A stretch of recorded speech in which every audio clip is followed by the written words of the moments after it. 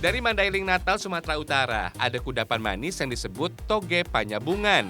Hidangan ini, fams, nggak ada kaitannya sama sayur toge kok. Toge panyabungan ini sejenis dengan kolak.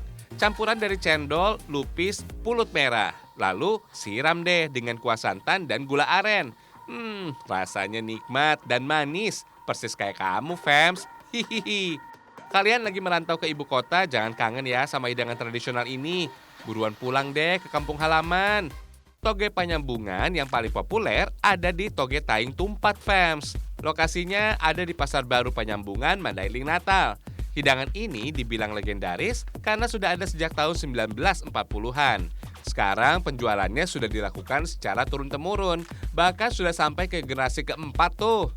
Tenang, rasanya masih tetap sama kayak dulu kok. Langsung kita bikin aja yuk.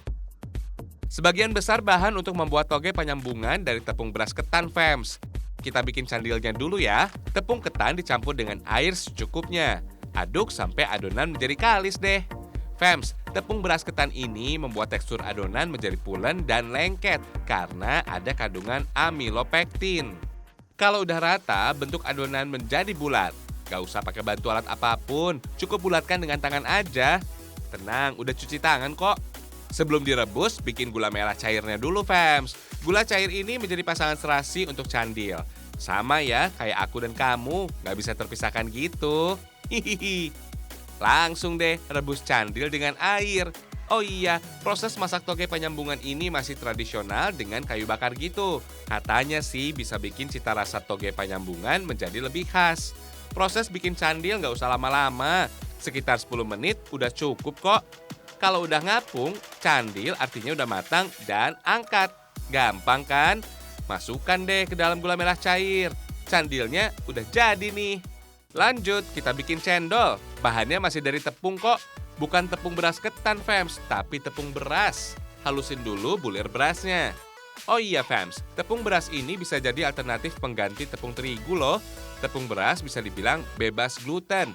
Cocok disantap bagi kalian yang mengalami intoleransi terhadap gluten, biar pencernaan gak iritasi. Sip, langsung ayak untuk memisahkan beras yang masih kasar dan kotorannya. Kasih pewarna deh.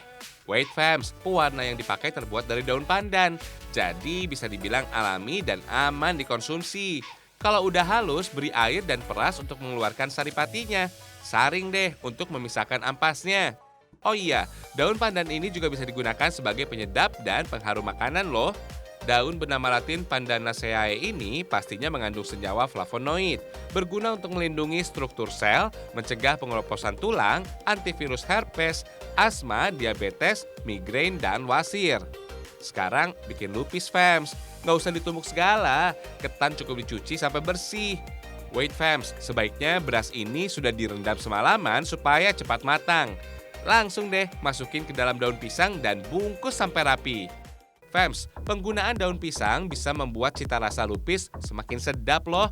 Kandungan senyawa polifenolnya berperan sebagai antioksidan yang bisa menangkal radikal bebas, serta antibakteri yang dapat membantu makanan gak gampang basi.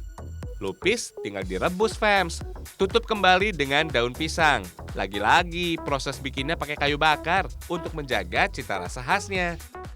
Kalau cendol ini tepung beras dicampur dengan air perasan daun pandan. Aduk sampai adonan kental deh. Kalau adonan udah rata, saring dan hasilnya tampung dalam air. Jangan lupa tekan-tekan adonan seperti ini. Jadi deh cendolnya. Katanya sih, fams, istilah cendol merujuk pada sensasi jendolan yang dirasakan ketika masuk ke dalam mulut. Ada-ada aja sih. Hihihi. Nggak cuma di Indonesia, cendol juga populer di beberapa negara di Asia Tenggara, seperti Malaysia, Singapura, Vietnam, Filipina, dan Thailand Selatan. Cendol ini biasa dijadikan makanan pencuci mulut. Selamat makan!